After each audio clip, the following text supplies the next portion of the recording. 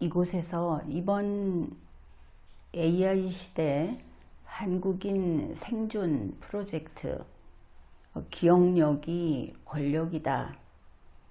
이번 이 테마에서 소개하는 문장은 고문을 21세기적으로 고쳐 쓴 문장입니다.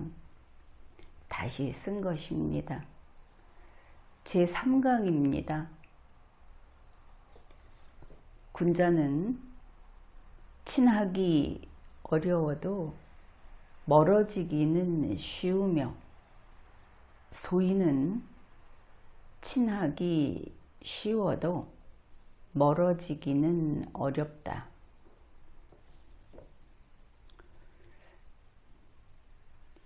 여기에서 군자는 친하기 어렵구나. 그런데 그것만이 아니고 멀어지기가 쉽기까지 하구나. 이것을 알 수 있습니다. 군자는 친하기 어려우며 친하기 어려워도 멀어지기는 쉬우며 이렇게 되어 있습니다. 군자는 친하기 어렵다. 친하기 어려워도 멀어지기는 쉬우며 참 까다롭다. 그렇죠. 군자는 어째서 친하기 어려워도 라고 하는 것인가? 그것은 군자가 어떤 인간상인가 하는 데서 바로 나옵니다. 군자는 말을 할 때 도리에 어긋나지 아니하는 바른 말을 합니다. 그거 좋은 일이 아닌가 하겠지만 도리에 어긋나지 않는 바른 말은 도리에 어긋나는 말을 하고 도리에 어긋나게 사는 대중들에게는 아픈 말이 되겠죠. 군자는 상대방과 이치에 합당한가 그렇지 않은가를 논합니다. 무리지은 사람들은 어떻습니까? 그것이 이치에 합당한가를 논하는 것이 아니고 그것이 나에게 이로운가, 그것이 우리에게 이로운가. 이 우리라는 것은 파당을 가리킵니다. 그런 이야기를 하기 때문에 바로 이러한 바른 말을 하고 이것이 이치에 합당한가를 논하는 군자와는 친해지기 어려운 겁니다. 그리고 군자는 자신이 굳게 믿고 있는 바에 따라서 행하고 움직이고 실천하고 이런 뜻이 되겠죠. 남에게 의지하지 아니한다. 여기에서 보면은 무리를 따르지 않고 독자적으로 움직인다 하는 것을 알 수 있습니다. 당연히 무리는 숫자가 많고 많은 수의 사람이고 독자적으로 움직일 때는 한 사람이 되겠죠. 자신이 굳게 믿고 있는 바라는 것은 군자의 어떤 편벽한 아주 특이한 신조를 말하는 것이 아니고 현재 대한민국 같으면 헌법과 법률 그리고 도덕적으로 이야기를 한다면 도리 여기에 따른다 그런 뜻입니다. 남에게 의지하지 아니한다 라는 것은 이 사람이 남에게 의지하는 것이 아니고 무리의 힘에 안심하면서 좇는 그런 사람이 아니다. 그리고 누군가가 하는 말이 당신 말이 옳소 하고 따르는 사람이 아니다. 그렇게 보겠습니다. 옛 문장에서는 벼슬을 할 적에는 충성을 생각하고 벼슬에서 물러갈 적에는 허물을 보좌할 것을 생각한다. 이렇게 쓰고 있습니다. 우리가 보기에 벼슬이라는 말은 참으로 예스러운 낱말이 되겠죠. 그러면 그게 무슨 뜻인가?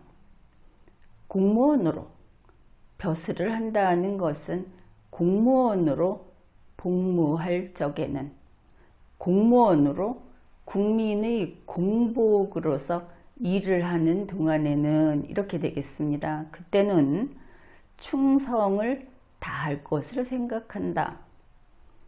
충성이라는 것은 참으로 개인적인 신념인 것 같죠. 그렇게 보면 또 그 내용이 와 닿지 않을 수 있을 겁니다. 공무원은 우리 모두가 아주 쉽게 잘 이해하고 있듯이 법 로봇이다. 그러니 그저 법에 복종하면 되는 겁니다. 법대로. 그래서 헌법과 법률을 준수하여 공무 수행을 하는 그게 전부다. 이렇게 보면 되겠죠. 그 다음에 벼슬을 물러갈 적엔 이랬는데 공무원직에서 물러날 때는 그렇게 되겠습니다. 근데 공무원직에서 물러난다는 것은 대체로 그 자리에서 쫓겨난다, 파면된다, 이런 의미로 보면 되겠습니다. 그럴 때는 허물을 보좌할 것을 생각한다. 허물, 뭔가 잘못된 것을 메워 넣는다. 이것은 무슨 뜻일까? 공무원직에서 물러나게 될 때, 파면당할 때, 그때는 본인의 잘못에 대해서 책임질 것을 생각한다. 우리가 상식적으로 이 문장을 그런 입장에서 읽으면 어렵지 않고 그게 당연하지 하는 그런 내용입니다. 군자는 공명정대하여 사직이 있는 것만 알고 그 자신이 있는 것을 알지 못한다. 오늘날 우리에게는 이 대목이 마치 목마른 사람이 샘을 찾듯이 절실하게 정말 그런 공무원이기를 바라는 그런 내용입니다. 사직이 있다 하는 것은 헌법이 있고 법률이 있고 주권자인 국민이 있고 결코 개인이나 무리의 이익을 위해서 그것을 흔들 수 없는 나라의 온전함이 있고 그렇게 되겠습니다. 그 자신이 있는 것을 알지 못한다는 것은 사리사욕을 가리키는 것이겠죠. 사사로운 이익과 욕심을 채우는 그런 공무원은 국가의 적인 겁니다.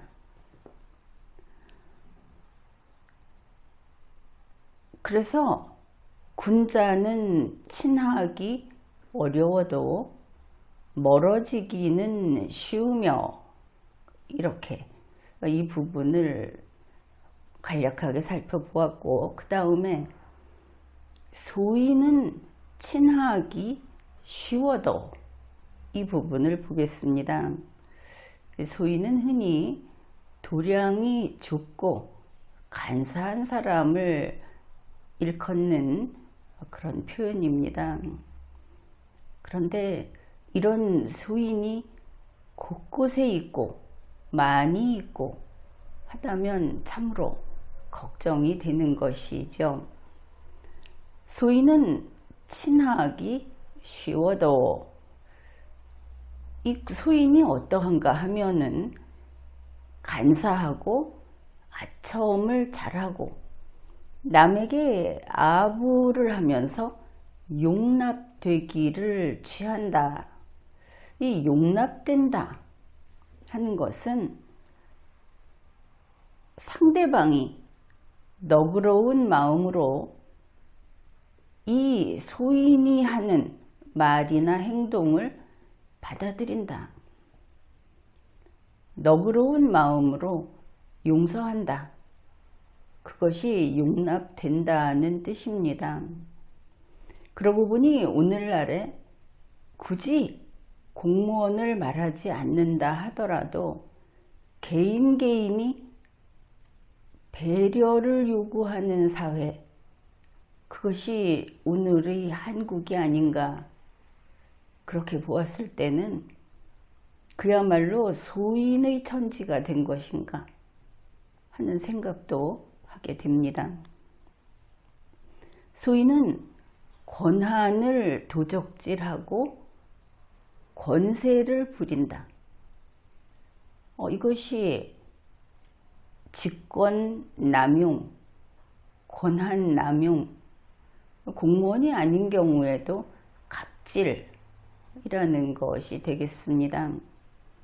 남의 좋은 점은 탈취하고 은혜를 판다.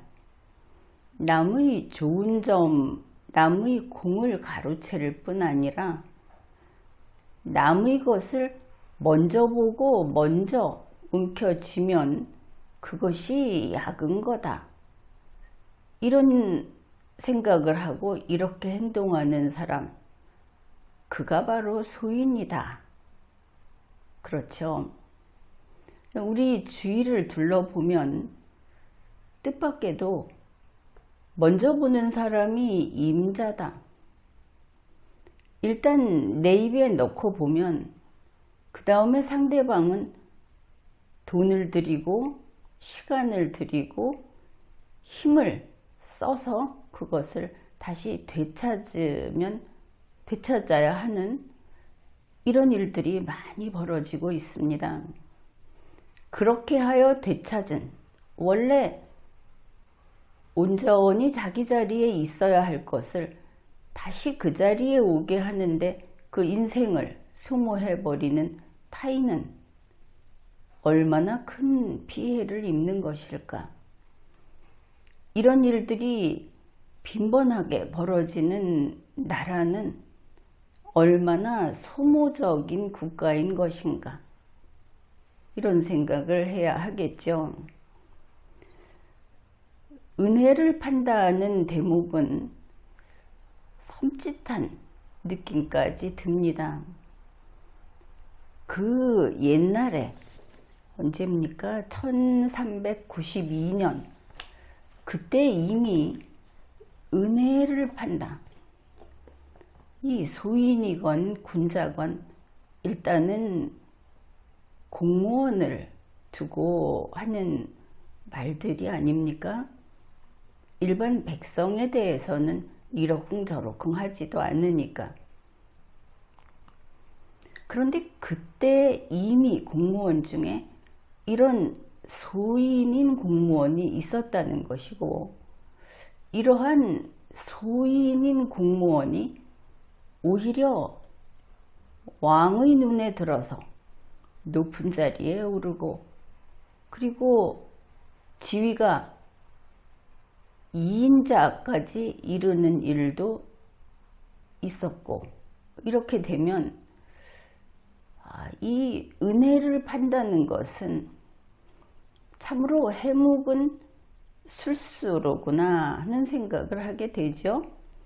은혜를 판다는 표현만큼은 좀 알아둡시다.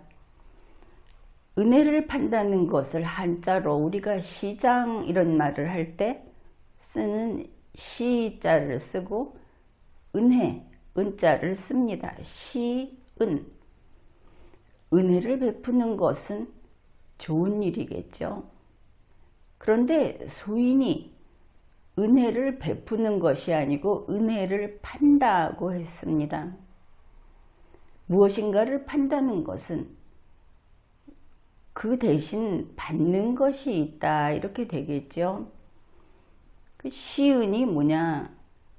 자기의 이익을 위해서 은혜를 베푸는 겁니다. 그렇다면 은혜를 베푸는 것은 공적인 권한을 가지고 베푸는 것. 공무원으로서 공무수행을 하는데 그것을 통해서 그 공무원인 개인이 이득을 본다. 이렇게 되겠습니다. 흔히 선거를 앞두고 정치인들이 시장에 나가서 물건을 삽니다. 우리는 워낙 이것이 일상다반사처럼 돼서 이번에 어디 갔다더라. 사람들이 좋아하는 인기인이, 연예인이 거리에 나타난 것처럼 가서 사인도 받고 사진도 찍고 그저 멀리서 실물을 바라보기만 하고도 흡족해하고 이런 것을 보고 있지만 실제로 이것은 엄청난 부패의 장면이다. 결코 이런 일이 용납돼서는 안 되는 일이다. 이것을 생각해야 하겠습니다. 물건을 사줌으로써 환심을 사는 것을 은혜를 베푸는 것이 아닌 은혜를 파는 것이라고 하는 겁니다. 그러면 시장에 가서 물건을 사주는 것만 그런가? 그 물건을 사는 순간에 시장 상인과 이러한 은혜를 파는 권력자 사이에는 주종관계가 성립이 돼버리죠. 단순한 손님이 아니라는 겁니다. 그런 권력자 앞에서 물건을 팔고 몇 푼 돈을 벌고 카메라, 영상에 담기고 하는 일을 통해서 그는 스스로의 존엄성을 던져버린 것이라고 보겠습니다. 여기에서 한 걸음 더 나아가면 정부에서 특정 정당 소속 국회의원들이 또 대통령이 갑자기 대량 사면을 실시하는 것, 이것이야말로 시은, 은혜를 파는 것이다. 그것이 법을 집행하고 정의를 보다 충실히 하는 것이 아니라는 것은 우리가 다 알고 있습니다. 또 그와 같은 동일한 자들이 갑자기 국민들에게 돈을 줍니다. 재난이 발생했을 때 재난을 수습하기 위한 과정에서 꼭 필요한 만큼 예산을 책정하고 하는 것이 아니고 대통령이 한번 나타나서 지원을 해주겠노라 약속을 하면서 돈을 줍니다. 이 모든 것들은 임시는 달콤하다 싶겠지만 고요히 앉아서 생각을 해보게 되면 이것이야말로 은혜를 파는 것이다. 그리고 그 은혜를 파는 당장 눈앞의 사탕을 입에 넣고 보자 하고 거기에 합류했던 국민들, 대중들은 그 순간 당당한 주권자의 일원으로서 존엄한 인간으로서의 그 독립성, 존엄성 이런 것을 자기도 그것을 팔아버린 것이다. 이것도 생각을 해야 하겠습니다. 소인은 예 하면서 남의 충복이 된다. 다만 자기에게 이익이 있다면 남의 말은 개의치 않는 사람이다. 대략 분위기는 파악할 수 있겠죠. 개의하다 라는 것은 어떤 일을 마음에 두고 곰곰 생각하다 이런 뜻이어서 소인이 자기가 보기에 자기보다 힘이 없고 자기에게 이익이 안 된다. 자기가 그에게서 이익을 탈취해야 할 대상이다 할 때는 독하고 차갑기 이를 데 없다. 그렇게 보면 되겠습니다. 본인은 자기보다 위에 있는 그런 사람에게 충복, 종처럼 따르는 그런 자가 자기보다 아랫사람에게는 보통 종이라고 생각하는 그런 관계를 넘어서서 인간을 인간 취급 안 한다. 그런 것입니다. 군자는 친하기 어려워도 멀어지기는 쉬우며 소인은 친하기 쉬워도 멀어지기는 어렵다. 여러분도 그렇게 생각하셨습니까? 군자와 소인을 인구 피라미드 형태로 이런 삼각형 형태로 놓고 본다면 당연히 군자는 위쪽 소수 그쪽에 해당이 될 것이고 대부분의 삼각형의 대부분을 차지하는 다수 이쪽은 소인이 놓이게 된다. 그것을 알 수 있죠. 어째서 우리는 이번 주제와 같은 그런 문장을 보고 있는가? 인간 세상을 보면은 당연히 군자는 숫자가 적고 소인은 숫자가 많다. 그렇게 생각할 수 있고 군자하고 친하기 쉽다면 같은 군자하면 쉽겠죠. 그러니 군자의 숫자가 적으니 군자와 군자가 친할 기회는 그만큼 줄어들 것이다. 이렇게 생각할 수 있습니다. 반대로 소인은 친하기 쉽고 나중에 그리고 나서 멀어지기도 어렵다 이랬는데 소인은 이익으로 뭉쳐져 있습니다. 어떤 경우에는 범죄자와 범죄자 서로 상대방의 약점을 잡고 그것을 위협하면서 자신의 이익을 지키는 사람들끼리의 그 유대감 이런 것이 대단히 강력하다. 그것도 우리가 알고 있죠.